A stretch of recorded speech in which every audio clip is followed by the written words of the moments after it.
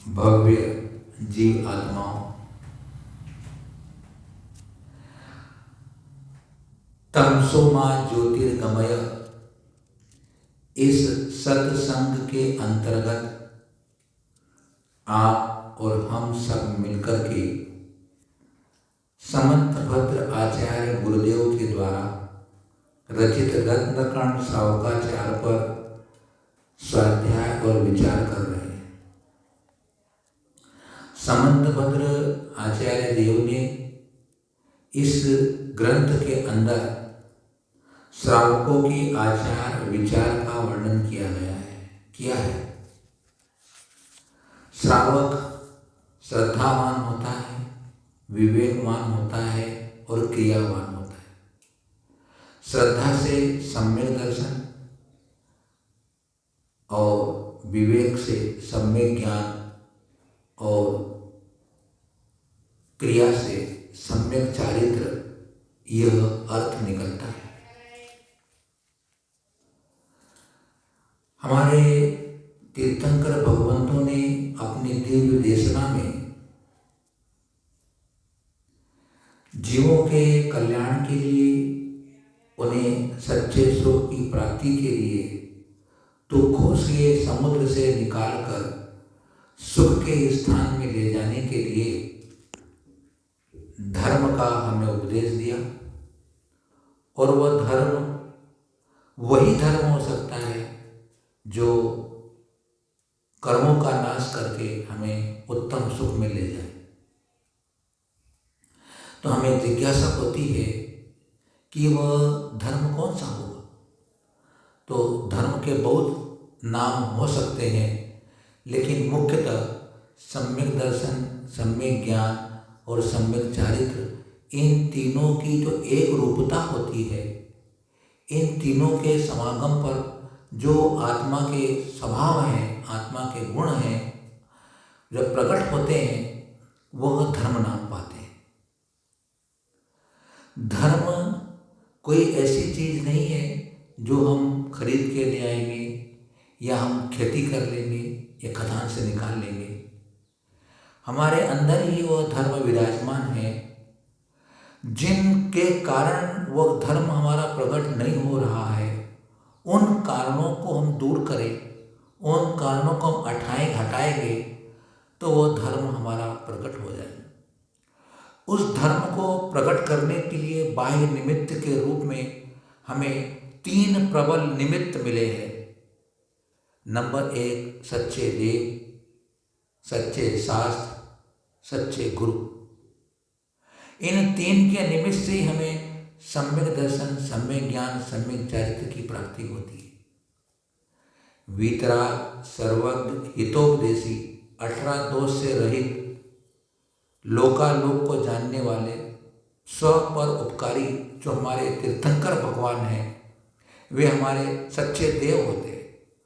उन सच्चे देव की भक्ति से, उनकी पूजा से, उनकी आराधना से, उनके नाम स्मरण से, उनके ध्यान करने से हमें सम्यक दर्शन की प्राप्ति होती है। इनके निमित्त बिना हमारे अंदर का मोह विगलित नहीं हो सकता, मिथ्या तो जा नहीं सकता है। इसलिए ये हमारे प्रबल निमित्त है। इनकी शरण में आए बिना हमारा उद्धार नहीं है। इनकी कृपा हुए बिना, शास्त्रों में लिखा है कि जब तक हमारे इन तीर्थंकर वीतराग भगवंतों की कृपा नहीं होगी हमारे पर, तब तक हमारा उद्धार नहीं हो सकता है। इनकी कृपा प्राप्त करने के लिए हमें इनके शरण में आना जरूरी होता है। तो सम्यक दर्शन की प्राप्ति हो गई हमारे को। और जो विवेकवान कहा गया है श्रावक, तो विवेक का मतलब क्या होता है? जिसको भेद करने का ज्ञान प्राप्त हो गया, जो भेद कर सकता है। भेद किसमें करना है अपने को कि यह करने योग्य है मेरे, यह करने योग्य नहीं है, इसमें मेरा हित होता है, इसमें मेरा अहित होता है, यह पुण्य कर्म है, यह पाप कर्म है, यह तत्व है, यह अतत्व है, यह दुर्गति में ले जाने वाला है, यह सुगति में ले जाने वाला है। ऐसा जहाँ विवेक प्रकट हो जाता है, भेद करने की ताकत खड़ी हो जाती है, उसका नाम है सम्यक ज्ञान। जब तक हम भेद नहीं करेंगे कि सच्चा सुख कौन सा है, झूठा सुख कौन सा है, जब तक हमें मोक्ष का श्रद्धान नहीं होगा, मोक्ष का ज्ञान नहीं होगा, मोक्ष और संसार दोनों का ज्ञान नहीं होगा, तो हम संसार को छोड़ करके मोक्ष में चलने का कदम क्यों उठाएंगे। मोक्ष में कोई ऐसी विशेषता ही तो है जहाँ आनंद है, शांति है, जन्म मरण नहीं है, कर्म बंधन नहीं है, शरीर मिलता नहीं है, शरीर का अभाव हो जाता है, रोग शोक नहीं होते हैं, निद्रा सताती नहीं है, भूख का अभाव हो जाता है, निष्क्रिय अवस्था प्राप्त हो जाती है। जो अपना वास्तविक आत्म स्वभाव, ज्ञानानंद, चिदानंद, सहजानंद, विवेकानंद, ऐसे जो परम परम अच्छे अच्छे उत्तम गुण हैं, वे गुण मोक्ष में मिलते हैं। संसार दुख भरा है, यहाँ जन्म मरण है, भूख प्यास सताती है, एक शरीर धारण करके दूसरा शरीर धारण करना पड़ता है, एक शरीर में कितने करोड़ों करोड़ों रोग भरे हुए हैं, हर रोग हमारे को सता रहा है। कोई अपना यहाँ अपना भला करने वाला नहीं, कोई अपना हित करने वाला नहीं। ये संसार पूरा झूठा संसार। ऐसा जब हम शास्त्र को पढ़ते हैं, जिनवाणी को सुनते हैं, गुरुओं के मुख से सुनते हैं, तो हमें भेद विज्ञान हो जाता है, भेद हो जाता है कि मुझे क्या करना है जिससे मुझे मोक्ष मिले, क्या करना है जिससे मुझे मुक्त संसार से मुक्ति मिल जाए। वह होता है सम्यक ज्ञान। माँ शास्त्र पढ़ने का नाम सम्यक ज्ञान नहीं है। शास्त्र पढ़ करके हम जितना अपने जीवन में अपनाते हैं, जीवन में प्रयोग करते, उसको हम धारण करते, अमल में लाते हैं, तब वह ज्ञान सम्यक ज्ञान प्राप्त होता है। उसके बाद क्रिया, क्रिया मतलब चारित्र। हमारे जो मोक्ष मार्ग पर चलने, बजेंद्र भगवान के द्वारा बताए हुए मोक्ष मार्ग पर चलने वाले जो हमारे सद्गुरु हैं, सच्चे गुरु हैं, निर्गंत गुरु हैं, वितरागी गुरु हैं, निष्परिग्रही गुरु हैं, ऐसे इन गुरुओं के जो व्रत धारण किए, उन्होंने तपस्या कर रहे हैं, चरित्र का पालन करते हैं, ऐसे इनकी भक्ति करने से, इनको आहार दान देने से, इनकी सेवा करने से, इनके वैयावृत्ति करने से हमें सम्यक चारित्र की प्राप्ति होती है। ये प्रबल निमित्त है। इन तीन के बिना सम्यक दर्शन ज्ञान चारित्र हो नहीं सकता। इसलिए आप श्रावकों के लिए देवसार गुरु ही अवलंबन स्वरूप है। देवसार गुरु की शरण में जाना चाहिए, उनकी भक्ति करना चाहिए, उनको दान सेवा अभिषेक का करके, हमारे पुण्य संपादन करके, पापों का प्रक्षालन करके, मोह और ममता को दूर करके, कसायों को समन करके, विषयों की इच्छा को दबा करके हमें अपनी आत्मा का मार्ग प्रशस्त करना चाहिए। तो ये जो रत्नकर्ण सावकाचार्य में इसका तीनों का वर्णन किया गया है। इन तीनों के वर्णन में अपन पढ़ चुके। सम्यक दर्शन का वर्णन हो चुका, सम्यक ज्ञान का वर्णन हो चुका, सम्यक चारित्र का वर्णन चल रहा है। सम्यक चारित्र के वर्णन में भी अब संलेखना का वर्णन चल रहा है, आपको मालूम है ना। क्योंकि अभी अपने नवरात्रि का समय था, तो अपने ऐसे दूसरे कार्यक्रम चल रहे थे यहाँ पे आप लोगों के, है ना। तो अपन ने उस दिन अभी 9 दिन के लिए, 10 दिन के लिए अपने छुट्टी कर दी थी। आपकी स्कूल में भी छुट्टी होती ना, कभी कभी दशहरे दिवाली की छुट्टी लगती है, तो तुम्हारी भी छुट्टी कर दी। घर में खाजा बनाओ, फेनी बनाओ, सेव बनाओ, खाओ पियो, मौज जुड़ाओ, है ना। दशहरे में बनाया तुमने? अभी क्या बोलते उसको, गुजिया क्या बोलते आप? हैं हैं करंजा, करंजा, हाँ करंजा बना खा रहे हो नहीं? हाँ, तो अब आज के बाद खाना बंद, खाओगे आगे भी दिवाली तक? दिवाली तक खाओगे कि खाते रहते? चलो कोई बात नहीं है। चलिए कोई बात नहीं है। ये तो संसारी जीव हैं, गृहस्थ लोग हैं, उनका अपना बात है। अपन तो यहाँ पर ज्ञानामृत भोजन करेंगे, हैं? अपन तो यहाँ पर जो ज्ञानामृत भोजन करेंगे। तो यहाँ पर अपना संलेखना का वर्णन चल रहा था। संलेखना में कहा था कि भाई जब तुम व्रतों का धारण किया है, तपस्या धारण की है, उसका फल है कि तुम समाधि पूर्वक मरण को स्वीकार करो। तुम व्रती बन गए, मुनि दीक्षा ले ली, आर्यिका दीक्षा ले ली, उसके बाद अगर आपने समाधि पूर्वक मरण करने का पुरुषार्थ नहीं किया, समाधि मरण की साधना नहीं की, तो आपका व्रती जीवन का कोई फल नहीं मिलेगा। क्योंकि हमने समाधि की साधना के लिए ही व्रत धारण किया था, प्रतिभा धारण की थी, दीक्षा धारण की थी। क्यों? बिना व्रती बने समाधि होती नहीं। और व्रती का बनना है कि वह धर्म ध्यान को करने वाला होता है। मेरी माताओं, आज पढ़ा हमने कि हम दिन भर रात भर में कैसे कैसे संकल्प करते हैं, कैसे कैसे बुरे विचार, खोटे विचार, किसी का बुरा सोचते हैं, किसी का अहित सोचते हैं, किसी के हानि सोचते हैं, किसी का लाभ सोचते हैं, किसी की मृत्यु हो जाए, किसी को घाटा हो जाए, उसके यहाँ झगड़ा हो जाए, कितने कितने खोटे खोटे विचार करते हैं। ये खा लूँ, ये पी लूँ, ये भोग लूँ, ये देख लूँ, और न जाने कुछ कर नहीं पाते हैं। सोचते खूब है, ये कर लूँगा, वो खा लूँगा, ये पहन लूँगा, ये बना लूँ, ये मकान इतना बड़ा, ऐसी गाड़ी, ऐसा घोड़ा, ऐसी पत्नी, ऐसे बच्चे, ऐसे परिवार, कितने संकल्प चलते रहते हैं। माताओं, पूरा नहीं कर पाते अपन। लेकिन हमारे गुरुदेव कहते हैं हमारे कि तुमने अगर संकल्प किया, मन में विचार किया, चिंतन किया है, तो वह तुम्हारे को कर्म बंद करा के जाएगा। तुम किसी जीव को मारने का विचार बना लिया, मारने का विचार बनाने के बाद भी तुम उसे मार नहीं पाए, तो भी आपको मारने का कर्म का बंध तो हो ही जाएगा। इसलिए भाव को हमें सुधारना है। हमारा ध्यान खोटा ना हो, बुरा ना हो, सम्यक ध्यान हो, अच्छा ध्यान करें, भगवान की प्रतिमा का ध्यान करें, गुरुओं का ध्यान करें, तत्व का विचार करें, समोषण का विचार करें, तो बंधुओं वो हमारा हित करने वाला होगा। कैसे कैसे सब दिन भर आपको, आपके अनुभव में भी है, आप भी देखते हो कितने कितने कैसे कैसे विचार चलते रहते अपने। ये विचारों की श्रृंखला बंद होने वाली नहीं है। इन विचारों की श्रृंखला को बदल सकते हैं, बुरे विचारों को अच्छे विचारों में बदल सकते हैं। विचार बंद नहीं होने वाले, क्योंकि अपने पास मन है, ज्ञान है अपने पास। विचार बंद नहीं होंगे, विचार चालू रहेंगे। चालू विचारों को दिशा बदलना है, हमें कुछ नहीं करना है, सिर्फ हमारे भावों की दिशा बदलना है।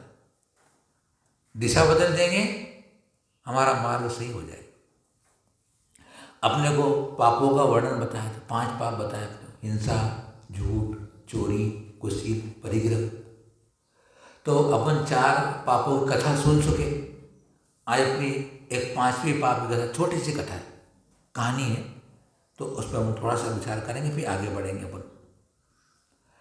अयोध्या नगरी थी, और अयोध्या नगरी में एक भवदत्त नाम का सेठ रहता था। कौन था? भवदत्त नाम का सेठ। और इसकी स्त्री का नाम धनदत्ता, और पुत्र का नाम लुब्धक दत्त। लुब्धक दत्त, लोभी। एक बार क्या हुआ कि वो लुब्धक दत्त व्यापार के निमित्त दूर गया, परदेश में चला गया, और वहाँ उसने धन कमाया, और उसके धन सब चोर लूट के ले गए। चोरी का माल मोरी में। अब क्या हुआ? तदनंतर अत्यंत निर्धन हो गया, और किसी मार्ग से आ रहा था। अब सब धन लूट गया तो क्या करे? तो गांव में निकल रहा था, तो उसने किसी एक समय गोपाल के यहाँ पीने को छाछ मांगी, मज्जगी है, ताक। वो ताक मांगी उसने, क्योंकि अमृत है वो, तो ताक तो अमृत कहा गया। तो अमृत के रूप में ताक को मांगी उसने, और उसने छाछ मांगी, वो छाछ पी चुका। और उसके बाद क्या हुआ? उसकी मूछें बड़ी बड़ी थी। अब उसकी मूछों में मक्खन लग गया। ताक में मक्खन आ ही जाता है ना? ताजा ताजा छाछ बनाए तो मक्खन आ जाता है, तो मक्खन मुंह पे लग गया उसका, मूछ में। अब वो क्या करे? और उसने देखा कि मक्खन को देख के विचार किया और निकाला, बोले इससे व्यापार हो सकता है, बोले।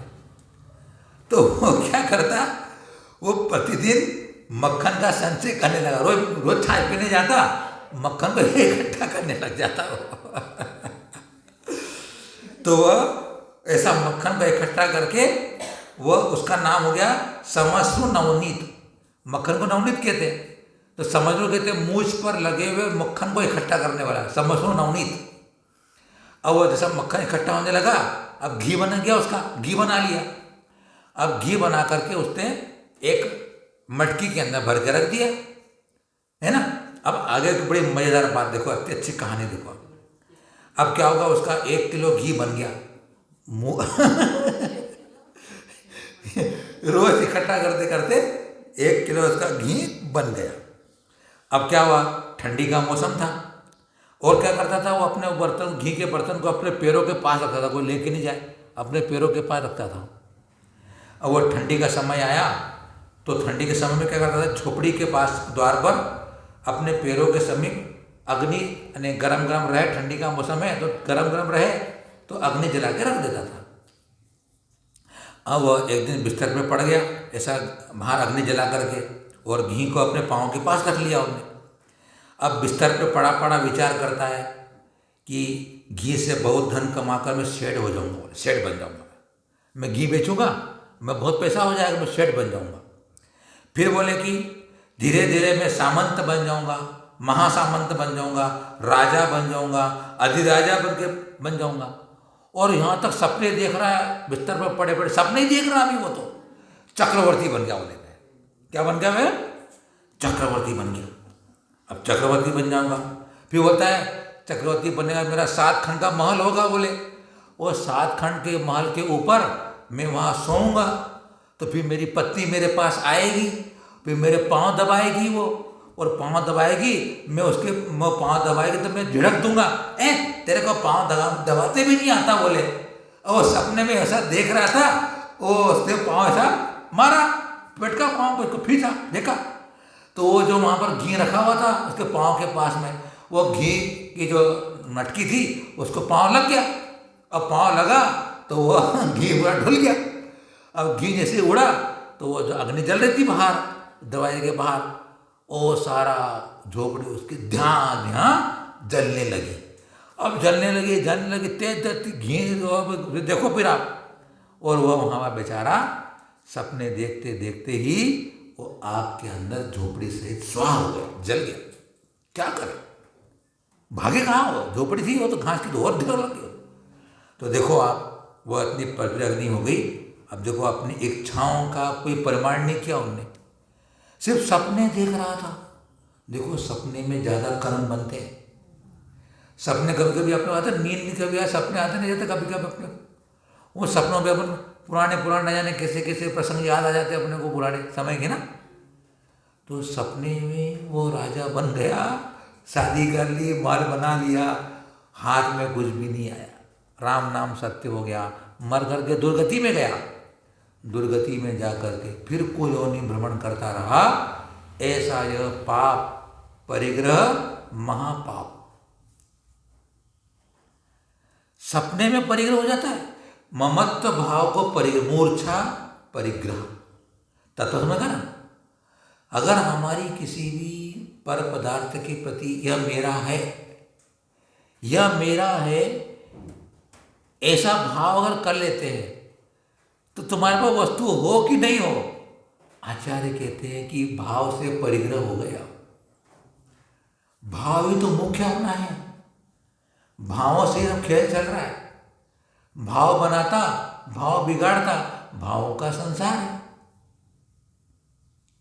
इसलिए हमें परिग्रह का परिमाण कर लेना चाहिए, हमारी इच्छाओं की सीमा कर लेना चाहिए, इच्छाओं का परिमाण कर लेना चाहिए। इच्छाओं का परिमाण कर लेने से क्या होता है, हमारी जो तृष्णा होती है, लिप्सा होती है, वो कम हो जाती है, बॉर्डर बन जाती है, सीमा हो जाती है, मर्यादा में आ जाते हैं हम। और जो मर्यादा में रहता है वो कभी नुकसान को प्राप्त नहीं होता।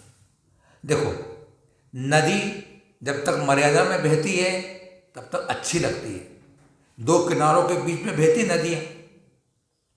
लेकिन जब पूरा जाता है महापौर, तो फिर वह नदियाँ अपने किनारों का मर्यादा छोड़ देती है, और जैसे मर्यादा के छोड़ी तो आप देखते हो कि सब जगह तहस नहस हो जाता, सारे आपके गन्ने, आपके ऊस क्या हो जाते हैं, गन्ने खराब हो जाते हैं, सब पानी भर जाता है खेतों के अंदर, कितना नुकसान हो जाता है। क्यों? मर्यादा को उल्लंघन कर। आज समाज में भी सारी मर्यादाएं तोड़ दी गई है ना, हमारे परिवार की मर्यादाएं तोड़ गई, समाज की मर्यादाएं तोड़ गई, राष्ट्रों की मर्यादा तोड़ गई, सब जगह मर्यादाएं टूटती चली जा रही है। और मर्यादाओं को जिन्हें छोड़ दिया, मर्यादाओं को तोड़ दिया, वे सब दुखी है। वो इस भाव में दुखी रहेंगे, अगले भाव में भी दुखी रहेंगे। इसलिए हमें मर्यादा में रहना चाहिए, सीमा में रहना चाहिए, बंधन में रहना चाहिए। लोग कहते हैं कि महाराज हम तुम्हारे पास हैं, हमको बंधन में डालते हो, ये त्याग करो, ये छोड़ो, ये मत करो। तो भैया हम तुम्हें बंधन में इसलिए डाल रहे हैं कि तुम्हारा बंधन टूट जाए। बंधन को तोड़ने के लिए बंधन की आवश्यकता है। नदी अपनी मर्यादा को नहीं छोड़े, इसलिए बांध बांध दी जाती है ना। बांध बांधने से क्या होता है, अब पानी का प्रवाह नहीं रुकता है, एकदम नहीं आता है ना।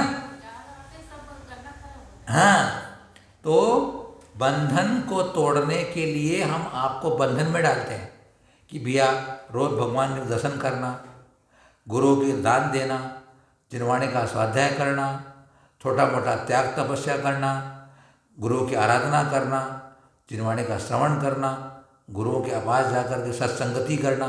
क्यों? क्योंकि ये बंधन तुम्हारे अंदर कर्मों के बंधन को तोड़ने वाले होंगे, है ना। इस प्रकार से हमें पापों का त्याग करना चाहिए।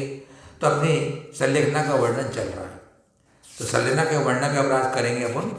निकालो आप 127 नंबर निकालो, 127 नंबर का। कितनी अच्छी बात बताएंगे हम लोग को गुरुदेव कि कैसे हम मृत्यु को और संलेखना को ग्रहण करें, कैसे त्याग करें। हमको विधि बता रहे हैं कि जब तुम्हारी आयु समाप्त होने लगी है, अब आपका अत्यधिक बुढ़ापा आ गया है और अपनी बहुत कमजोरी आ गई है, व्रतों का पालन नहीं होगा, या बहुत ऐसी भयंकर बीमारी हो गई कि स्वस्थ होने के चांसेस नहीं है, तो अब कैसे अपन अपनी 4 आराधनाएं हैं, दर्शन आराधना, ज्ञान आराधना, चारित्र आराधना और तप आराधना, ये 4 आराधनाओं को जो आराधन करते हैं वही भव सिंधु से पार हो जाते हैं। तो कहते हैं आहारम परिहाप्यम क्रमशः स्निग्धं विवर्धयेत् पानम् स्निग्धं च हापयित्वा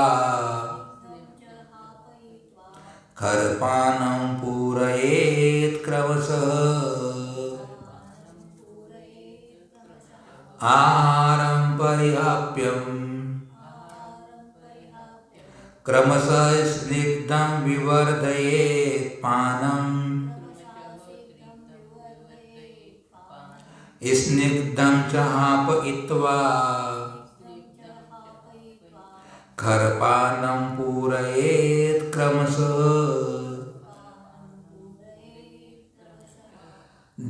हाँ बोलिए।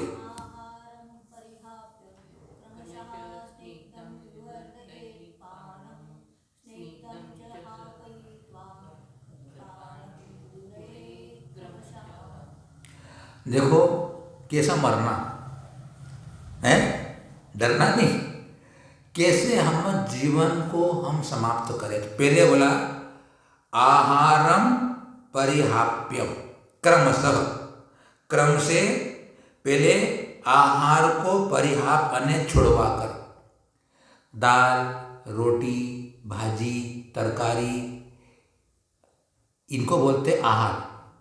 इसको पहले क्रम से छोड़ो, मतलब अनाज को पहले त्याग करो। अनाज में ताकत होती है, अनाज खाते रहो, भाकरी और झुनका है, बिटला, रोटी झुनके खाते रहो, और सेलेक्ट ना करूँगा बोले मैं, नहीं होगा। सबसे पहले अपने को धीरे धीरे धीरे, आज 5 अनाज खाते हो, 4 खाओ, 8 दिन 4 लेके देखो, फिर 8 दिन के बाद आपको 3 अनाज लेके देखो, फिर 2 अनाज लेके देखो, फिर 1 अनाज लेके देखो। ऐसा धीरे धीरे अपनी साधना बढ़ाओ। एक अनाज को लेकर के भी जिंदगी भर जिया जा सकता है। एक गेहूं को लेकर के भी जी सकते आदमी, एक गेहूं, एक ज्वार लेकर भी जी सकता आदमी। लेकिन अपने को ये रचनाएं दी कि रे ये भी होना, ये भी होना, वे भी होना, ये भी होना है। ताक और भाकरी खा लो आप, क्या हो गया? देखो ताक तो उसमें कोई अनाज आया ही नहीं, ताक भाकरी खाओ आराम से, दाल की जरूरत नहीं, आमटी है, सार है, और क्या बोलते हैं उसको है, नहीं आमटी सार हो, नहीं वो एक और बोलते ना वरण वरण वरण है ना, कोई जरूरत नहीं पड़ती। फिर तो कवलाहार को छोड़ करके स्निग्ध पामन, दूध आदि स्निग्ध पदार्थ को ले। अब अनाज छोड़ दिया, अब दूध आदि जो रस होते हैं, दूध होता है, ऐसे पदार्थों को लिया। तो अब धीरे धीरे अपनी साधना बढ़ रही है। अब क्या करें फिर? तो दूध आदि स्निग्ध पदार्थों को बढ़ावे, फिर पश्चात क्रम से स्निग्धम, दूध आदि स्निग्ध पदार्थों को हापयित्वा, छुड़वा कर, खरपानम, कांजी आदि खरपान को पूरयेत, बढ़ावे। खरपान कहते हैं अपना छाछ को खरपान कहते हैं, या कांजी कहते हैं उसको, कांजी आपका है, हाँ भात का बनता है ना, तो वो उसको अपन ले आने, सिर्फ चावल का मांड बोलते हैं इसको, चावल का मांड भी बोल सकते हैं कि चावल का जो पानी निकलता है ना सिजाने के पहले, उसको भी बोलते हैं कांजी, या फिर उसको अपन बोलते हैं छाछ भी बोल सकते हैं, छाछ भी ले सकते हैं, मतलब हाँ पेज बोलते हैं, पेज। तो उसमें भी क्या होता है, कुछ पेज में कण भी होते हैं, किसी में कण नहीं होते हैं, तो बिना कण का शुरू करना। इस प्रकार से वो अपने इस भोजन के क्रम को आगे बढ़ाते जाए। तो पहले कवलाहार को छोड़े, फिर दूध आदि का सेवन करे, फिर दूध आदि को छोड़ाकर छाछ का सेवन करते हुए उसके बाद उसे गर्म पानी का सेवन करा दे। कहाँ पे आ गया वो?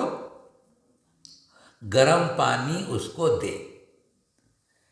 अब गर्म पानी भी आने के बाद क्या होगा? उपवास कराएंगे। अब पानी ले रहा है, अब उपवास कराएंगे। एक उपवास कराया भी पानी दिया, 2 उपवास किया पानी दिया, ऐसा करके उसकी साधना बढ़ाएंगे। तो इस प्रकार से यहाँ पर अभी अपने को यहाँ किस प्रकार से लेखना करना चाहिए।